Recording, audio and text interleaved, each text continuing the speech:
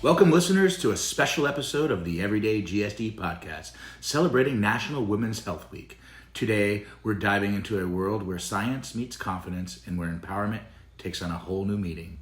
Join us as we peel back the curtain, so to speak, on the realm of intimate wellness with none other than Dr. Michael Reed, the maestro of transformation in the world of cosmetic gynecology, known for his expertise and passion for enhancing women's confidence and well-being.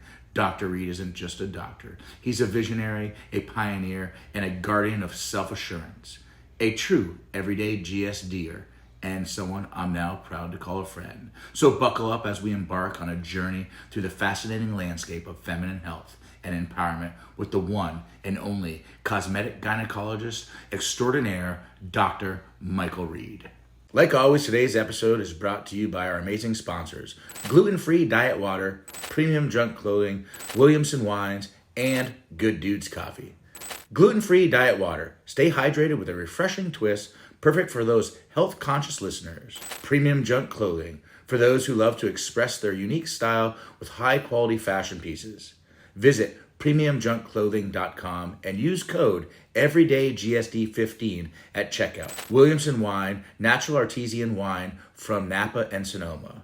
And last but not least, Good Dudes Coffee, veteran-owned by former Navy SEAL Josh Bridges, and where every cup is brewed with passion and dedication to quality. Visit their website at gooddudescoffee.com and use discount code EverydayGSD10 for an exclusive offer. Thanks to our sponsors for supporting the show, and now let's dive into today's episode. Okay, Dr. Michael Reed. Do you mind if I call you doctor? Yeah, you call me Doc. whatever. Doc. All whatever. right, Doc. So I've got a little bio on you, so hopefully I can bang this out and I don't mess it up. But if I do, please jump in and let me know. So you are a skilled cosmetic gynecologist who is passionate about helping women feel confident and revitalized. With over 22 years of experience in women's health, you've dedicated your career to mastering cosmetic gynecology and staying current on advancements in the field. You completed an 18-month surgical fellowship under your mentorship of Dr. Michael Goodman, who's an esteemed OB/GYN, and expert in cosmetic gynecology. How am I doing so far? Man, you're doing wonderful. All right. Doctor, your compassionate nature and aesthetic skills have earned you a reputation as a leading cosmetic gynecologist. You take a holistic approach to patient care, combining non-invasive methodologies. I said that word wrong, but I'm going to get it right this time. Got it. You got okay. With hormone therapies and surgical procedures to deliver thorough and personalized care. Your patients include, and not limited to, Hollywood A-list celebrities, foreign royalty, working moms, and single women, all seeking awareness, options, and solutions to improve their health and revitalizing their sex lives. Yeah, this is amazing. This is what we're trying to do. We're trying to get shit done for women and women's sexual health. So I'm just honored to be here, to be a part of a program that is just as awesome as Get Shit Done. I love it. I love it. Let me switch over here and get rid of this here right now.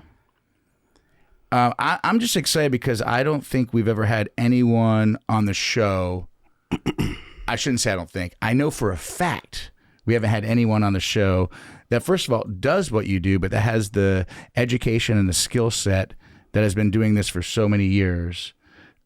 I'm actually blown away. And this is, when we start talking about everyday GSD, you talk about people who get shit done. And this is truly a topic or a whole world that you are getting shit done, helping these women, and no one talks about it. Nobody. But I want to start from the beginning. Okay. So you're 10 years old and you decide you want to, go to school to be a gynecologist, or you wanted to be, what did you, like, how did this happen? At 10, I was at home, right?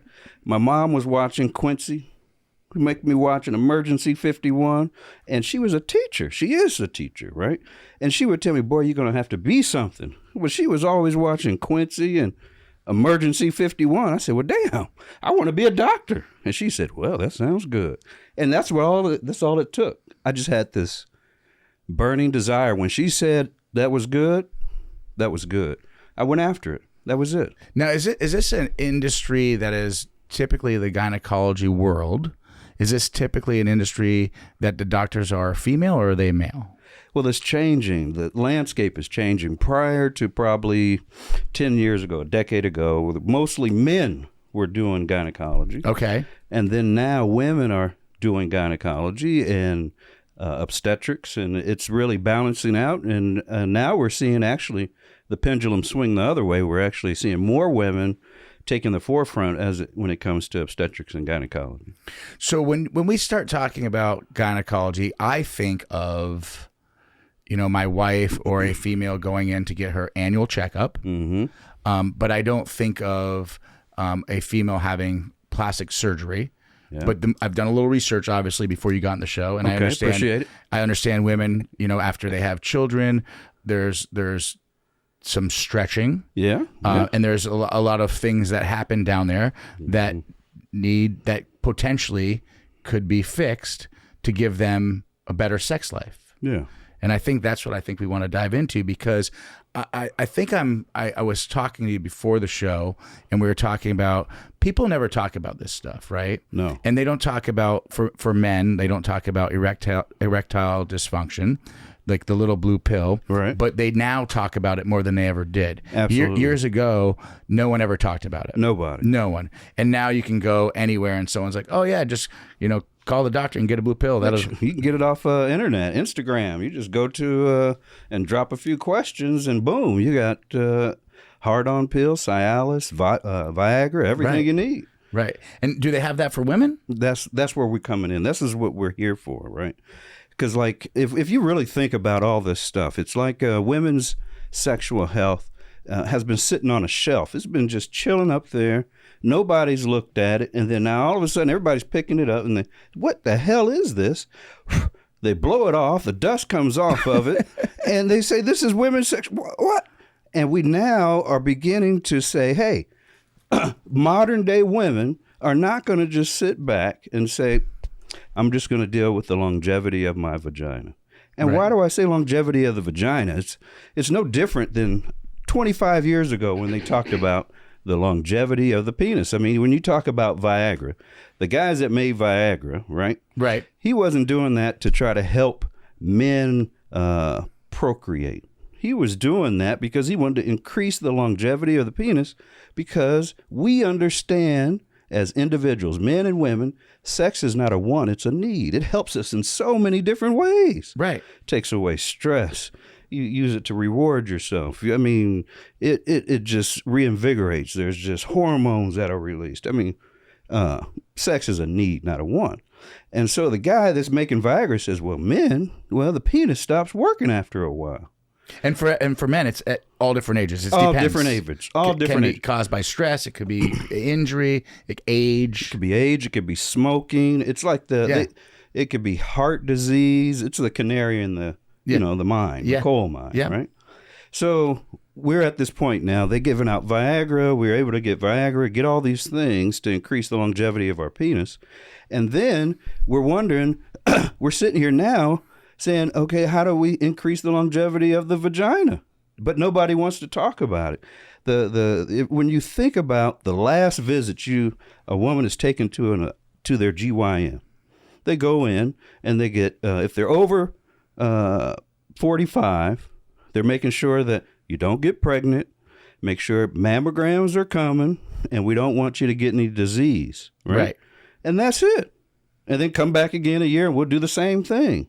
But what the modern... And on autopilot, same thing, yeah, every same year. Thing, over like and never over. fucking changes. Never. So the woman wants to come in there and she's like, hey, my husband, who's 5 years older than me, 5 years ago couldn't get it up, and he takes a pill and he can, but it's not working for me. Exactly. But then the problem is, majority, when you look at the literature, majority of patients are uncomfortable bringing these topics up. If you flipped it the other way and looked at, how about the physician? The physicians are just as uncomfortable to talk about these sexual things that help us to thrive, okay? Right. And so there's a group of us called cosmetic gynecologists. You mentioned that. I've been doing cosmetic gynecology.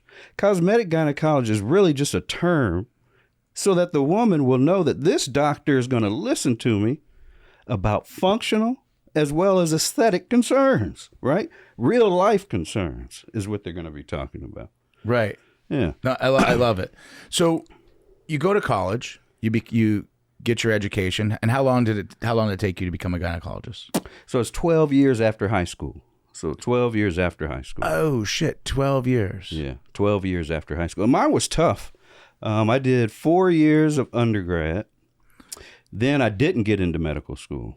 And I could have quit then, but I did a program where you had to go back and you had to do all of the studies again, compacted in 1 year. Okay. Right? And then the number 1 and number 2 person automatically gets into Creighton with a full ride to medical school. So I said, shit, I'm going to be 1 or 2. And I ended up being number 2.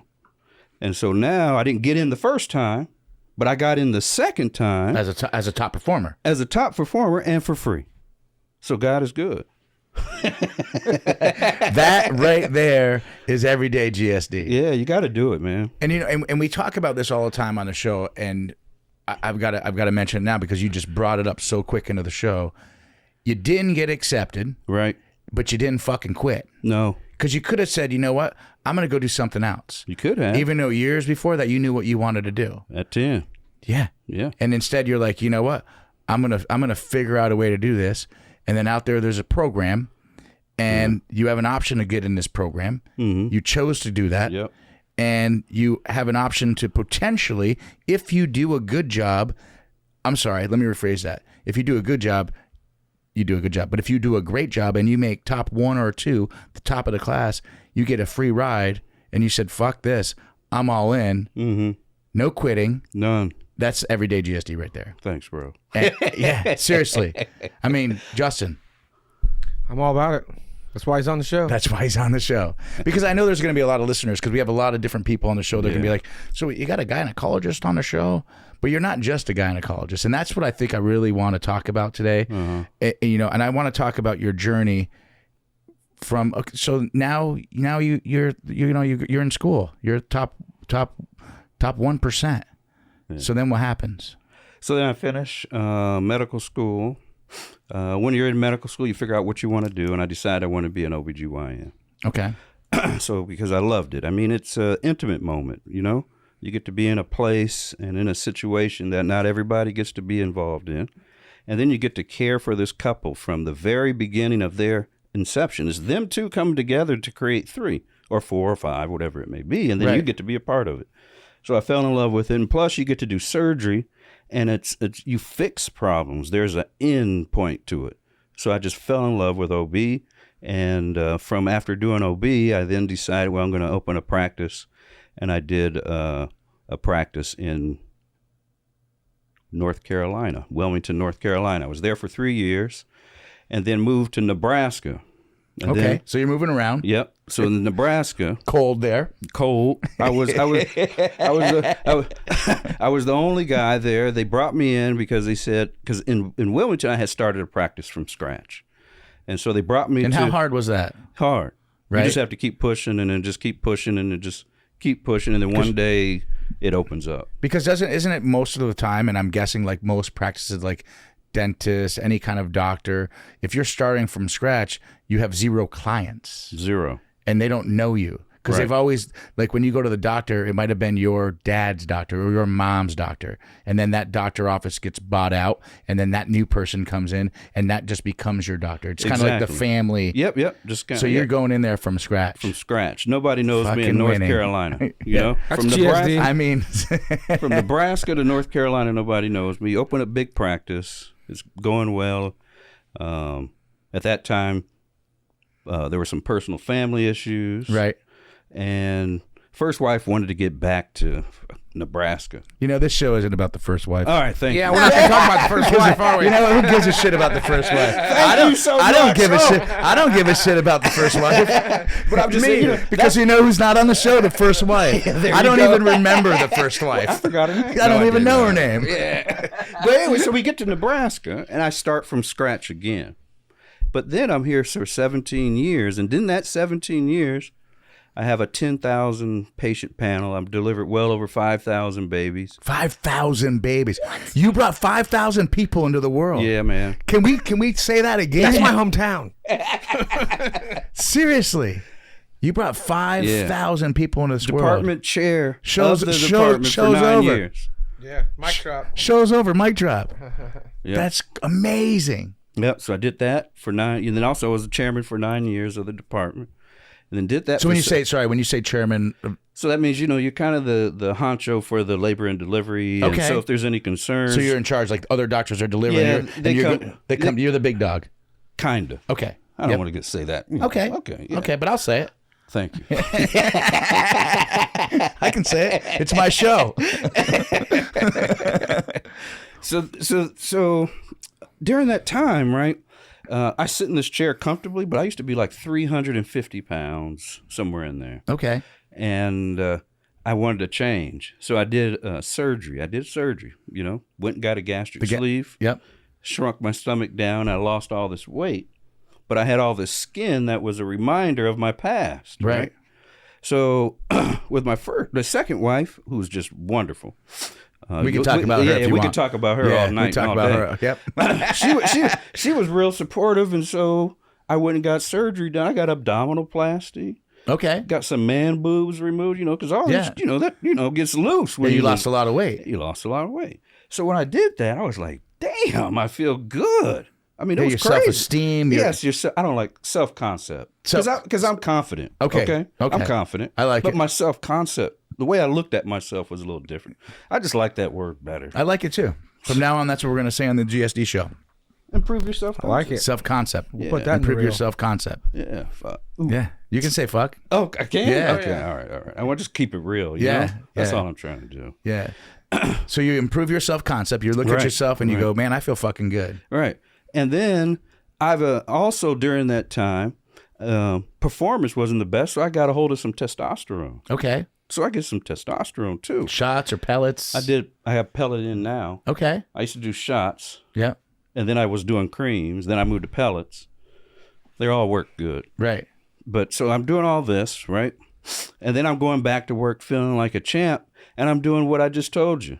Hey, pap smear, mammogram, birth control, see ya. See you next year. Yeah. I'm going, what kind of service is that?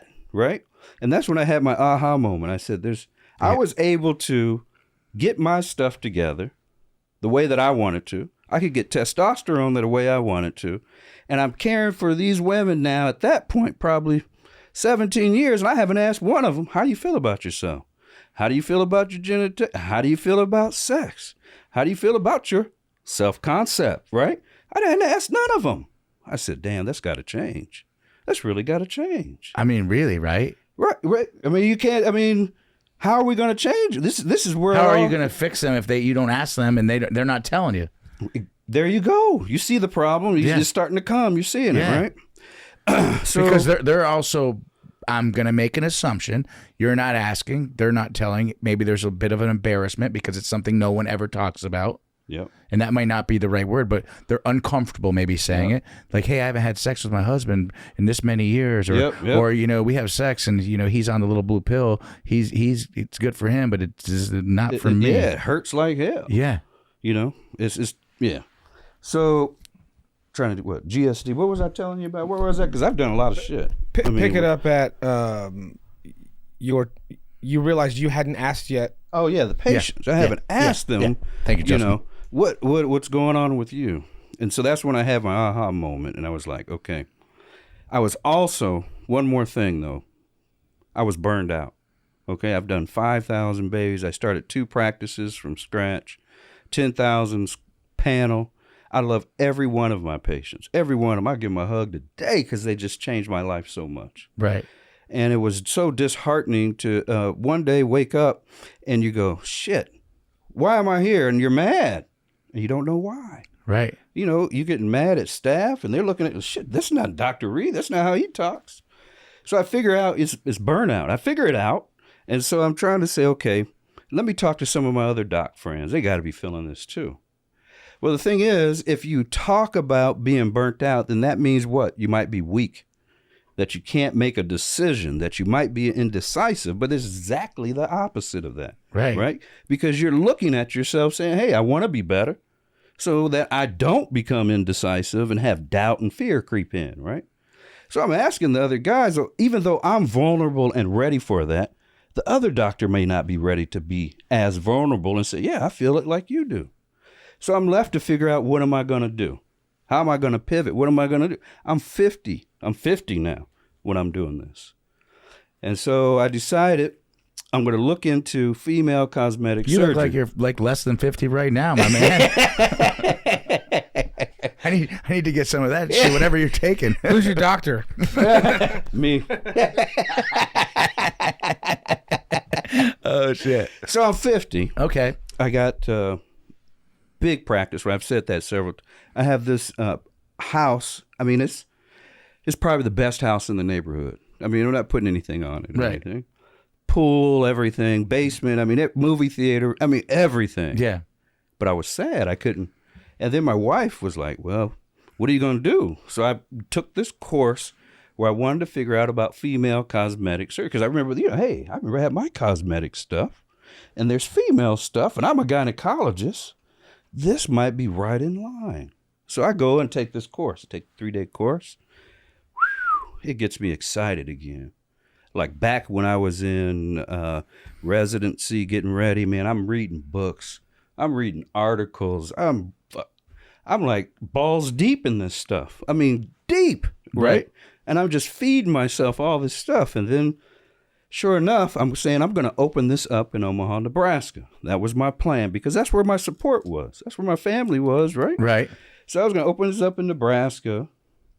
And for whatever reason, Dr. Gutman calls me. It's on my birthday. He doesn't know This is your that. mentor. Yeah. He doesn't know it's my birthday, but he calls me. He says, listen, I'm 78. Been practicing for a while. You sound like a genuinely nice guy. Have you ever considered moving to Cali and you can work under me for a little bit? This has never been done in the world before. And I'm going, shit, in my head, I'm like, this is it, right? Because this guy has written the first textbook. He's written articles. He's kind of bridged the connection. He's an OG. Yeah, he bridged the connection between cosmetic gynecology and functional regular gynecology by talking about, hey, this is real stuff. This involves intimacy. This involves self-concept. There's a whole bunch of things that involve. So I get to sit with this guy for 18 months. And with that, I'm 18 months. 18 Okay. months. I'm the most trained in the world. Nobody has been trained more than me in the entire world. Nobody. Zero. Okay. So I'm with him for 18 months, do all that, and sell my home, back that up a little bit. I sell my home in March of 2020. Trump gets on and says, COVID will be over in 2 weeks. We drive across the nation from Nebraska to Northern California. Which I'm guessing in Nebraska, they probably weren't. They didn't close down as much They as didn't close California. down anything. Just saying.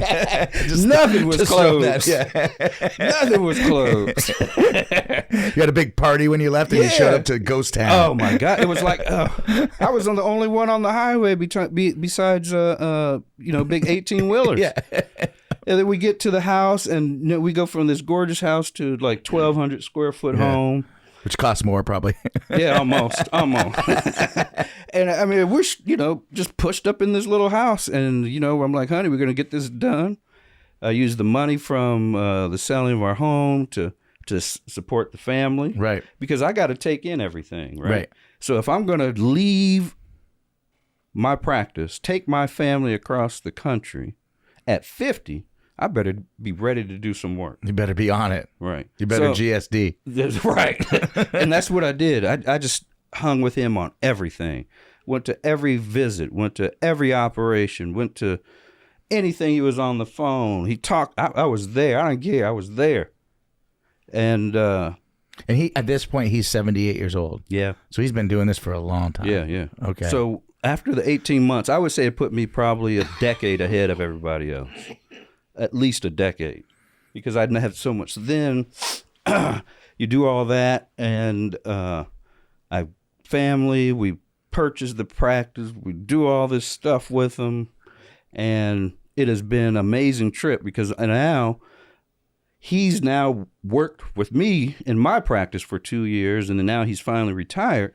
But during that time that I've transitioned, where I took my nutsack and said, okay, honey, you're going to come with me. We're going to go do this. To now I've written a chapter in a textbook. I was a nobody. I've been to the Middle East at least 3 times to lecture about cosmetic gynecology. I've been to the Philippines to do the same. I've been to India to do the same. I've done Zoom calls in Iraq, Baghdad. I've done Zoom calls in Jamaica. I've done Zoom calls in Guatemala teaching about female cosmetic surgery. So, like, this is, like, to me, the greatest thing that I've done. Yeah. You went from not doing it to becoming the expert in the field. Yeah. And that's just crazy. It all started with an idea, a thought. And like, I feel like thoughts and ideas are just seeds of reality, man. Right. So if you can think it up here, it can become exactly what it is that you want it to be. 100%. You become what you think about. That was like my mantra for the last 4 years. You become exactly what you think about. Facts. Yeah. I love it. So you became what you thought you wanted to do. Yeah. Right? Mm-hmm. How are women, and we'll say other doctors, going to catapult in this direction? How do women know that this is out there for them? So the lady in LA might know that because it's maybe a little more well known. But what about that lady in Nebraska, or that lady in North Carolina, or that lady in Indiana who's just like, I go there and, just like you said, once a year. Yeah. It's people like you, platforms like you, platforms that let me get up here and say something. Because it's not just me. Right. There's a whole bunch of cosmetic gynecologists. You're just one of the best. I'm just one of them. Yeah. And we're warriors, man.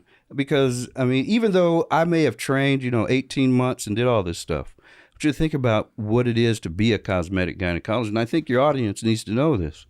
These doctors go through the same training. They're board certified, just like any other OBGYN.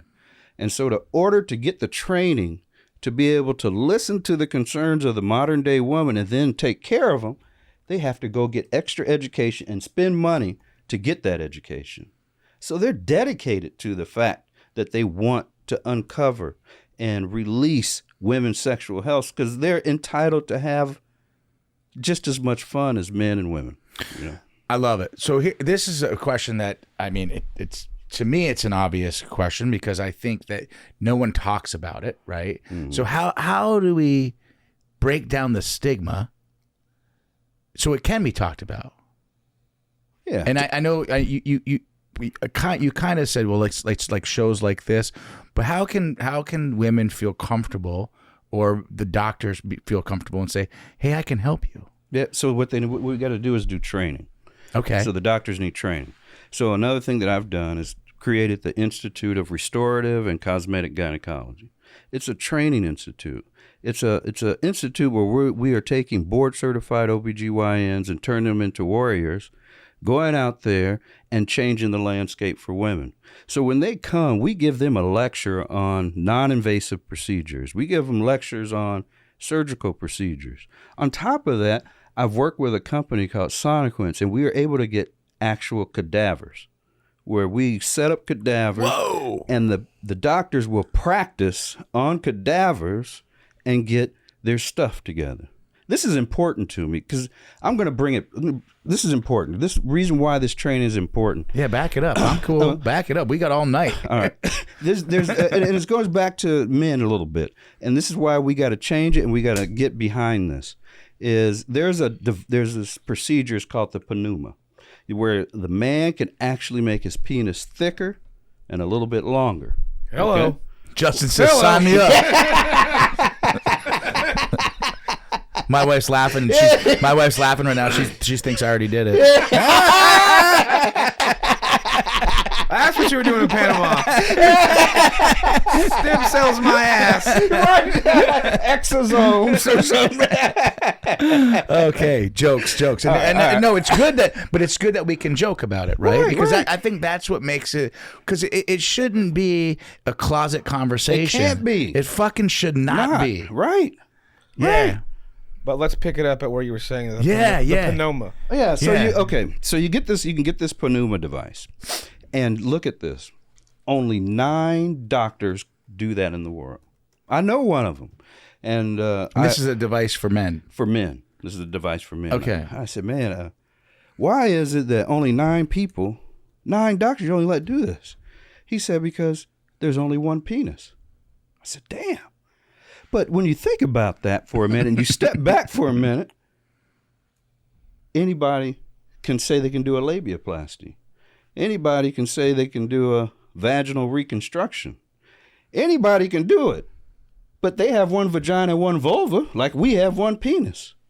So shouldn't we change this to say, all right, you need to be trained. You need to know that you've been trained, have some kind of residency or some kind of training to know. I mean, you can't go get a nose job and I can't go out and say I do noses and start doing nose jobs. Right. But Rhinoplasty? Yeah, right. Yeah. But I mean, you can go out and say you can do a labiaplasty, whether you do or not, nobody's governing you. Whoa. Nobody's governing you. This is crazy. So that's another reason why I started this institute. And I'm calling out ABOG, American Board of Obstetrics and Gynecology. I'm calling them out.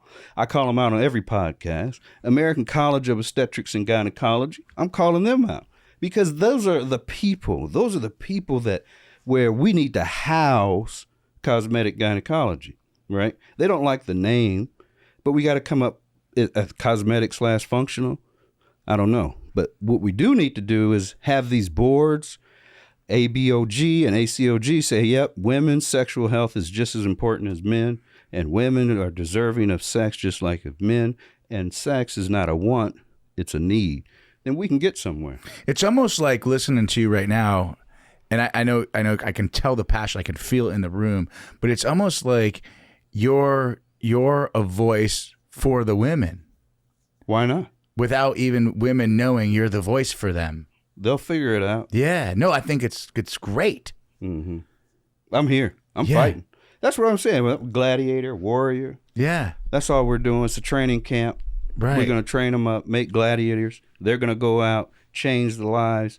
And next thing you know, in a few years, when a woman goes to an annual exam, they'll get a mirror out and they'll show them what their vulva looks like. They'll say that this is the problem, here's what we can do for you.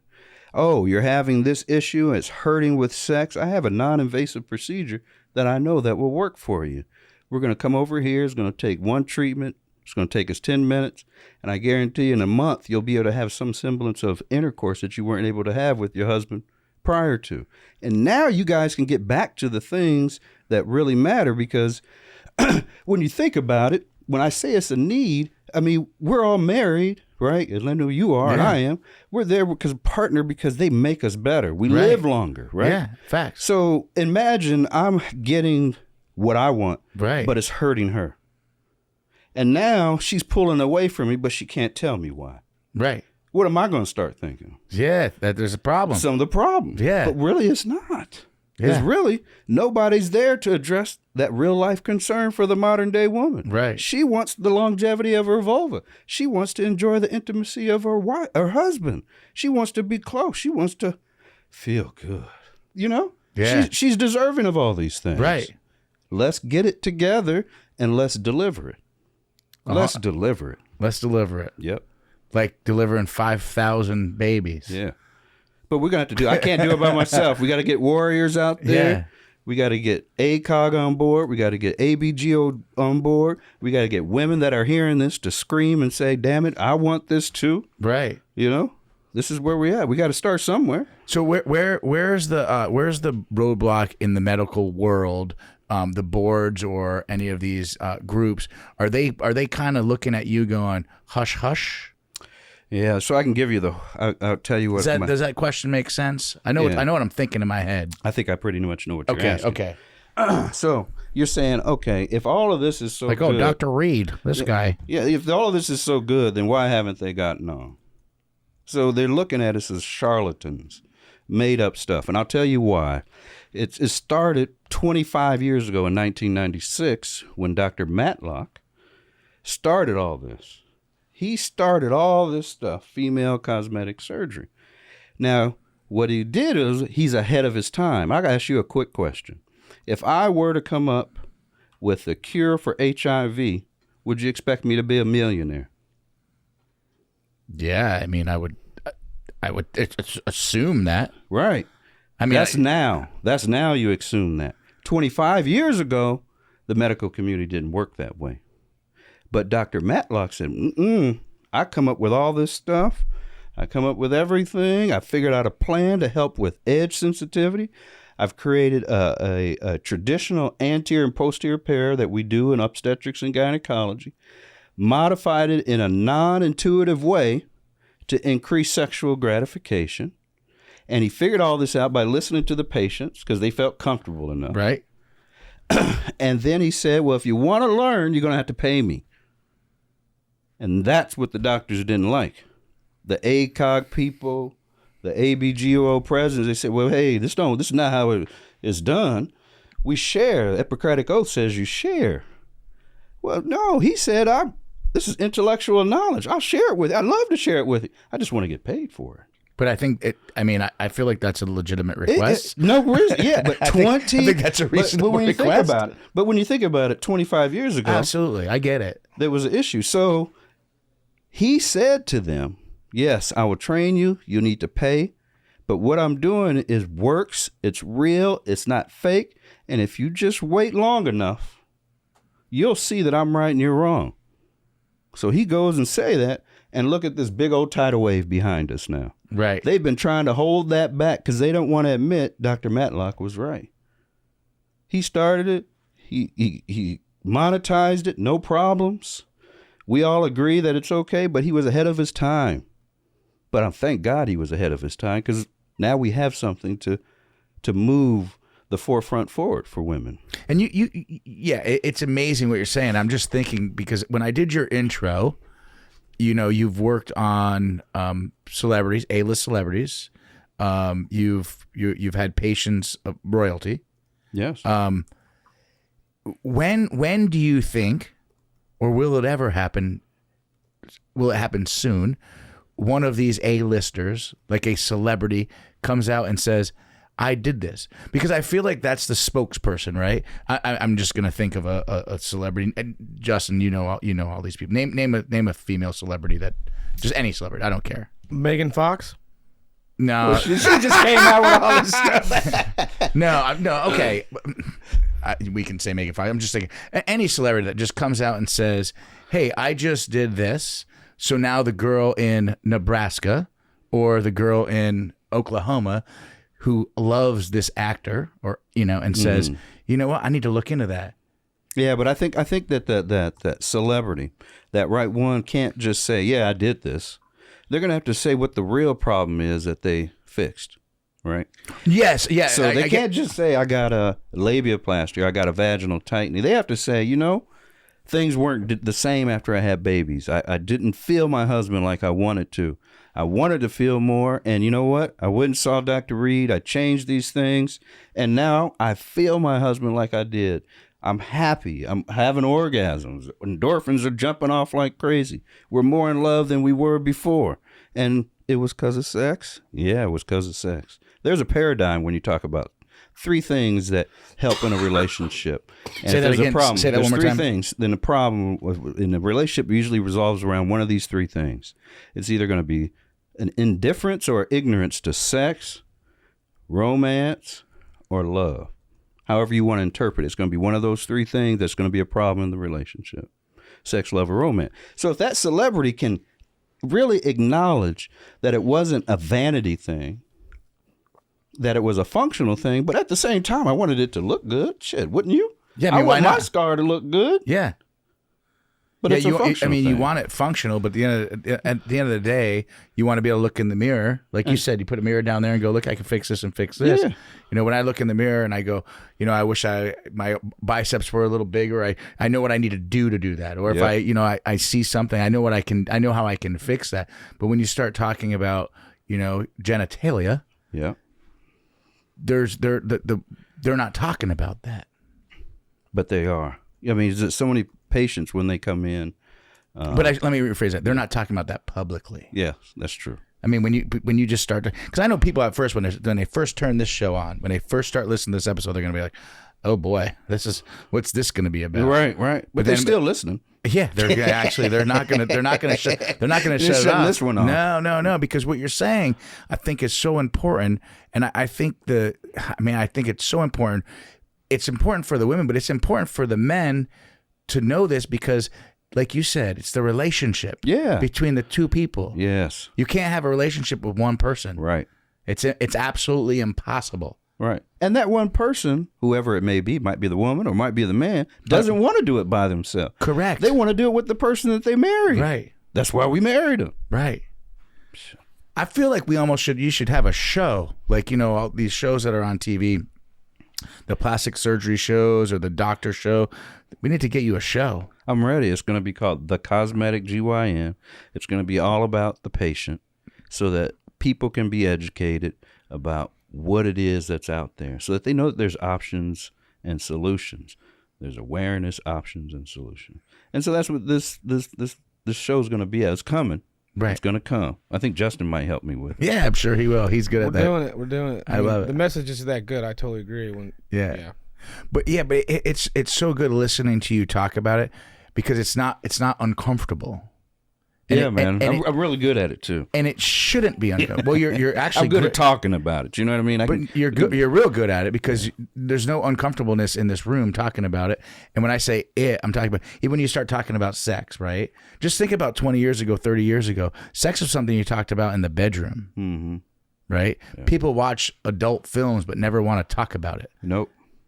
But why? It's just the way society is, man, and it's changing. But I mean, it's just the way we're brought up. Yeah, it's America. So what's next for you in this journey? Next for me in this journey is changing the landscape, and how do I plan on going about doing that? Is I want to partner with a hospital. I want to partner with an institute. I have so many ideas. And if we can get with an institute or a women's health organization, like Dignity Health or Kaiser Permanente, something like this, get with them and say, listen, let's start the training. Let's start changing the landscape. I'll tell you everything you need to do to make it happen. I don't have any problems giving that up because I can't take care of everybody. No. But if I can go make a whole bunch of warriors, we can go out and kick ass, right? 100%. So that's what I would try to do, and that's what I think we should start is with some kind of partnership. In the meantime, people can come to my institute and get the training if one of these institutes don't want to align with me just yet, and that's okay. Because I figure that if we do more education like this, we're going to be directly marketing to women, right? 100%. And then women are going to make the force. They're going to make it happen. They're going to say, hey, we got this doc and this cosmetic gynecologist and that one saying this shit works and you guys won't help them.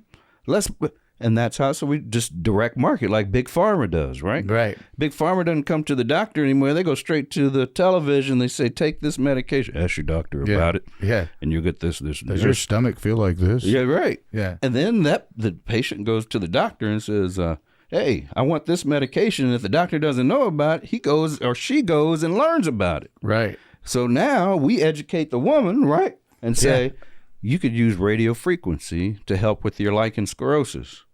And then she goes to the doctor and says, I want radio frequency for my lichen sclerosis. Well, I never heard of that. Who told you? Dr. Reed and all these other American cosmetic gynecologists. Oh, I better go figure it out.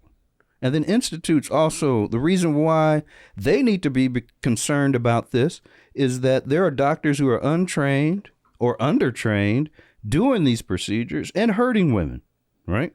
And because they're not trained properly. Right. And they're hurting women, and they're doing it in the hospital centers, at their surgical centers. So they're going to get pulled in pretty soon as more people understand what a normal labiaplasty should look like versus a botched one. And then when they go sue that physician and they take her to court, they're going to take that hospital too. So that hospital better make sure that their doctors are trained on doing these procedures. They need to be a part of the process of protecting women too, right? 100%. So we got plans. Can we do it? Yes. Are we going to do it soon? Yes. I have a question. So you just brought up a really good point. So do you think the doctors that are doing the botched jobs that are out there that aren't trained properly or not trained at all, does that hurt the credibility of the doctors that are doing it right? Yes. Yeah. Absolutely. So that's a fuck job. Yes. I mean, that's one of the other Right? things. I'll tell you, you'd say, okay, I feel the passion. Here's another one I've done about get shit done. I can do that, right? I can share? Yeah, Okay. that's All right. That's the show, man. All right. So That's why you're here. Let's fucking so go. we're talking about people that docs that she wants to. This is how it usually goes down. The lady, the woman says to her OBGYN, has delivered her babies, things are changed, and she goes to her doctor and she goes, Doc, can you fix my labia? They're just kind of in the way, can you help me with that? And she goes, I work in that area. I figure it can't be that hard. Yeah, I'll do it. And she thinks you can just go cut, and sew, and you're done. Right? I tell you, when I do a labiaplasty, it probably takes me 2.5 hours. There's so much blood, there's nerve, there's places that it retracts.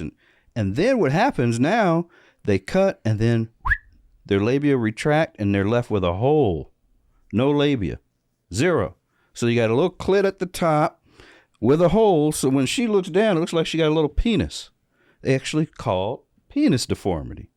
All right. So the one way that you can fix it. Can you fix it after it's done that? That's what I'm going to tell you. Okay. So once it's jumped you in, you got the amputated labia, botched, gone. Now, if there is excess tissue above and around the clitoris, you can take some of that tissue and rotate it down. But sometimes women don't have tissue up there, or they actually remove some of that tissue along with their labia, and now they have no way to repair it until now. So I had this procedure that I kind of worked on called Revive. So I can actually fashion labia where none existed. And so what I do is I create a vaginal flap, and that vaginal flap, I advance it. And now you have little labia that are there inside. That vagina goes through a little metaplasia and begets the same structure, texture of the labia. So now, I mean, it was just amazing. Just the other day, I had a lady flying from Pennsylvania. I mean, if you could see this picture, you would be like, ooh. She probably wouldn't want us to see her. But she will, because she came in and we did the procedure and it just looks amazing. I think, is it on your website?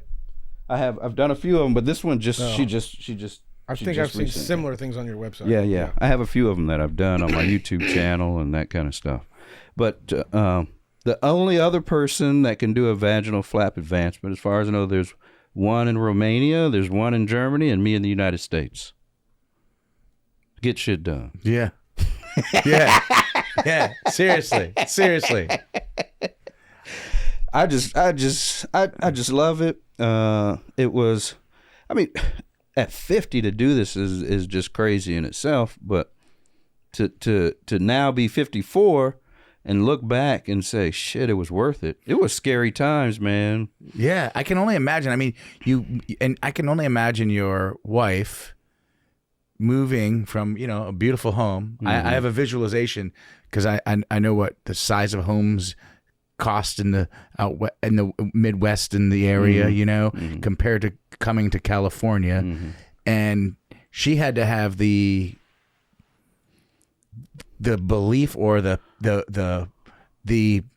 power between the couple, the two of you, to say, I trust you. Yeah, it was deep. Yeah, we're doing this. Yeah, and then the other really cool thing, and that I'm glad you bring it up, is that this is a family business. Right. So my wife does everything else but the surgery. So she helps with pricing. She manages the employees. She does payroll. I mean, it's a family business. She's a registered nurse.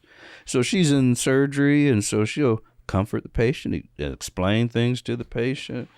I mean, it's just a remarkable thing to have, a wife who is as passionate as I am, have the wherewithal and the education to add to it and make it a family business.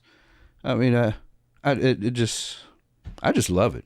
I mean, I just can't believe I've took the risk to do this, and then now I have just a wonderful, just warm heart. I love her so much, and I get to sit here on a podcast on a Saturday night. Shit, I wouldn't have seen any of this 4 years ago. Right.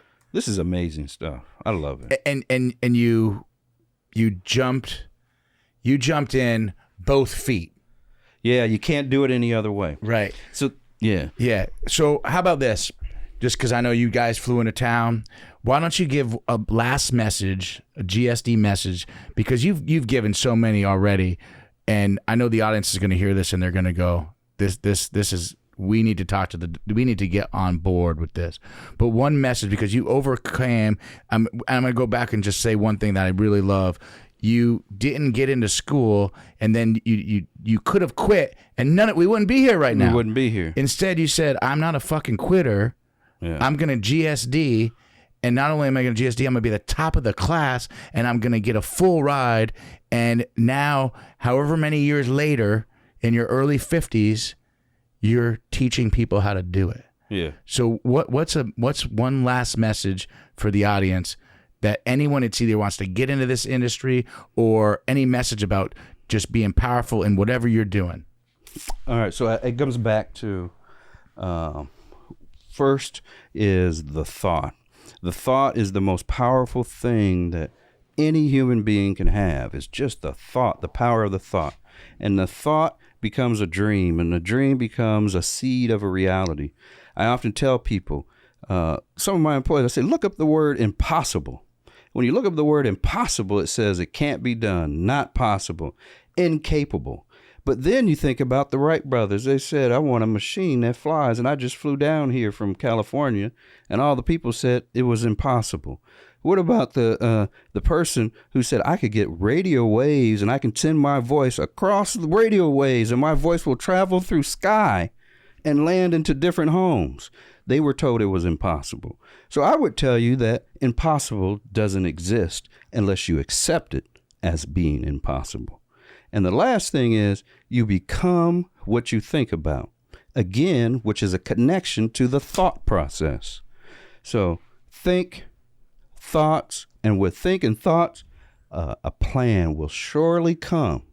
A plan will surely come if you put intense thought into what you want to have. I love it. That's so powerful. Dr. Michael Reed, not only a pleasure having you on the show, an absolute honor. I couldn't be happier. I'm so glad that you are now in my life and you're on the Everyday GSD show. I do have a little gift for you. It's a t-shirt. We give out these t-shirts to people who get shit done, and I can tell you, you have for sure earned this, and I know you'll wear that with some pride. You know what I think I'm going to do? I'm going to put this in a shadow box, and I'm going to put it in my office in the exam room, and people are going to ask me, what does that mean? That means get shit done. So if you want to get shit done, it starts with that thought, and it starts with action and believing in yourself, man. You become what you think you are. It's going to be in a shadow box in my office. Get shit done every day. Thank you, sir. Thank you. Thanks for watching the Everyday GSD podcast. Episodes come out on the 1st and 15th of the month. If you want to watch people or listen to people that Everyday GSD, please download and subscribe wherever you listen or watch the Everyday GSD podcast. Everyday GSD.